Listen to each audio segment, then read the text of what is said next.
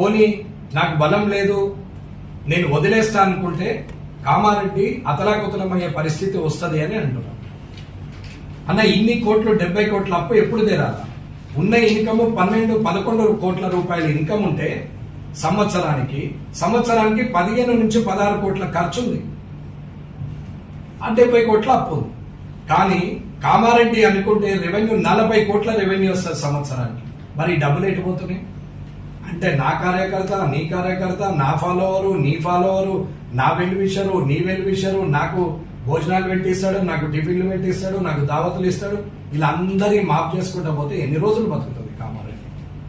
అన్న నేను 12 పార్లమెంట్లు తిరిగిన జనసంకల్ప యాత్ర, ప్రజా సంకల్ప యాత్ర, కనీసం 40 మున్సిపాలిటీలు చూసిన.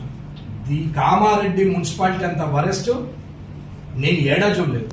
కామారెడ్డి బాగుందేమో అనుకుని బయలుదేరిన నేను తిరిగి రాష్ట్రమంతా తిరిగి వస్తే నేనే పరేషాన్ అయిపోయినాను. ఏంద్ర నాయన గింత అధ్వానం ఉంది, తీరా చూస్తే ఇంత అప్పు.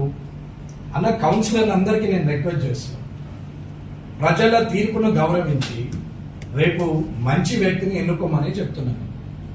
నేను బీజేపీ వ్యక్తిని ఎన్నుకోమని చెప్పట్లేదు, టీఆర్ఎస్ వ్యక్తిని ఎన్నుకోమని చెప్పట్లేదు, కాంగ్రెస్ వ్యక్తిని ఎన్నుకోమని చెప్పట్లేదు.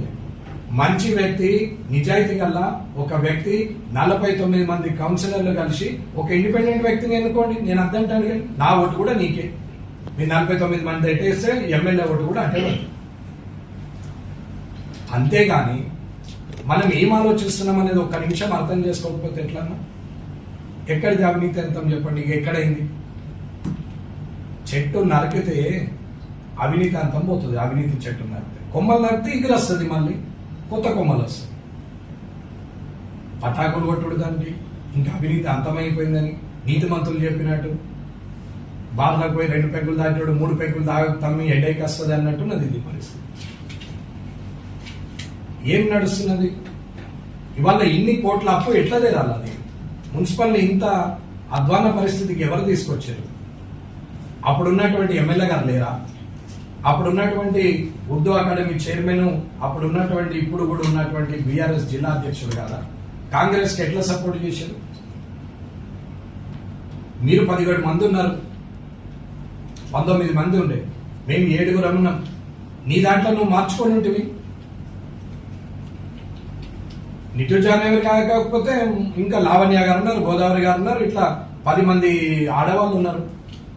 50% 49లా 25 మంది ఆడవాళ్ళే ఉన్నారు కదా అమ్మ. నేను లేడీ కౌన్సిలర్లకు కూడా చెప్తున్నాను, ప్రజలు ఏమనుకుంటున్నారు అనేది ఒక్కసారి ప్రతి రాజకీయ నాయకుడు ఆలోచించాలి. ప్రజల ఓట్లతో గెలిచిన ప్రజాప్రతినిధి ఆలోచించాల్సిన సమయం. సరే, అప్పుడు కూడా అభివృద్ధి మంత్రమే ఏర్పాటు చేసుకొని వెళ్ళింది అని అనుకుందాం. కాలక్రమేణా మొన్న 2023 డిసెంబరు ఎలక్షన్లు అయినాయి. కాంగ్రెస్ బీఆర్ఎస్ ఓడిపోయింది, నేను గెలిచిన, సంతోషం, పర్వాలేదు. ప్రభుత్వం కాంగ్రెస్ వచ్చింది, ఎమ్మెల్యేగా బీజేపీ ఉంది, మున్సిపల్ అధ్యక్షురాలుగా బీఆర్ఎస్.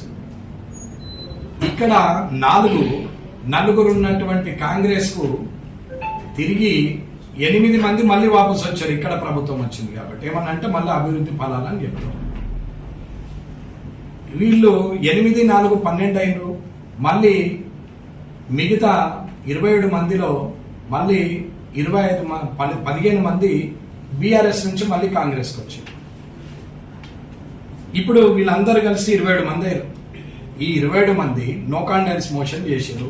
నిట్టు జాహ్నవి గారి మీద నో కాన్ఫిడెన్స్ మోషన్ చేశారు. సరే, అధికారం ఉంది, రాజ్యాంగం రాసింది ఉంది, ప్రజాస్వామ్యంలో అవకాశం ఉంది, మీరు చేస్తున్నారు. అవినీతి అనే ఒక మంత్రం మీద చేస్తున్నారు. 27 మందితో అవుతుందా అంటే 34 మంది కావాలి. 34 మంది అంటే ఎమ్మెల్యే ఓటుతో ఎక్సఫిషియో ఓటుతో 50 ఓట్లు. 50 ఓట్లలో 33 మంది 3వ భాగం మనుషులు ఉండాల్సిందే. 34 మంది కావాలి. ఈ 34 మంది ఎట్లయితారు అని అంటే 27 మంది ఉన్నారు మరి కాంగ్రెస్ లో జాయిన్ అయ్యారు. తిరిగి టీఆర్ఎస్ లో ఉన్నటువంటి 10 మంది అవిశ్వాస తీర్మానంలో పాల్గొని 37 మందిగా కలిసి నిట్టు జాహ్నవి గారిని తీసేశారు. సరే, అవినీతి చేశారని తీసేశారు, పర్వాలేదు. మరి ఇక్కడ పార్టీలు చూస్తున్నారా? పోనీ ప్రజల్ని చూస్తున్నారా, లేదా మూడో అంశం అభివృద్ధిని చూస్తున్నారా, నాలుగో అంశం స్వలాభాపేక్ష చూస్తున్నారా? ఈ 4 అంశాల్లో క్లారిటీ రావట్లేదు. పర్వాలేదు, 37 మంది చేశారు. నిట్టు జాహ్నవి గారు అయిపోయింది, సరే అవిశ్వాసము నెక్కింది, ఆమెను తీసేసినట్టు గజెట్ మొన్న రిలీజ్ అయింది. తర్వాత 4 రోజులకు ఎలక్షన్ 15వ తారీఖు నాడు ఇవ్వడం జరిగింది. ఈ రాబోయే 15కు చైర్మన్ ఎలక్షన్ ఇచ్చారు. ఆ రోజు ప్రభుత్వంలో ఉన్నటువంటి ఒక వ్యక్తి అవినీతి అంతమైంది సమక్షంలో, అవినీతి అంతమైంది, ఈడికెళ్ళి నీతివంతమైన పాలన అందిస్తామన్నారు. ఎవరు అవినీతి పరులు? ఇది ప్రశ్న. ఎవరు? నిట్టు జాహ్నవి గారు ఒక్కరే అవినీతి పరులు? నిట్టు జాహ్నవి గారు అవినీతి, ఆ మొక్కమని తీసేస్తేనే అవినీతి ఆగిపోయిందా? పోనీ ఆ అమ్మాయి అవినీతి చేసినటువంటి ఏమన్నా సాక్ష్యాలు ఉన్నాయా? నోటి మాటలేనా, జమా ఖర్చైనా, లేకపోతే కాయిదాలు ఏమన్నా ఉన్నాయా? అంటే ఎక్కడనన్నా ఉండని ప్రభుత్వం ఎటుంటే అటు మేము మారిపోతే ఎవరినైనా తీసేయచ్చు అంటారు. పాపము ఇందులో కౌన్సిలర్లది ఏం తప్పు లేదన్న, మళ్ళీ చెప్తున్నాను, కౌన్సిలర్లది ఏ తప్పు లేదు.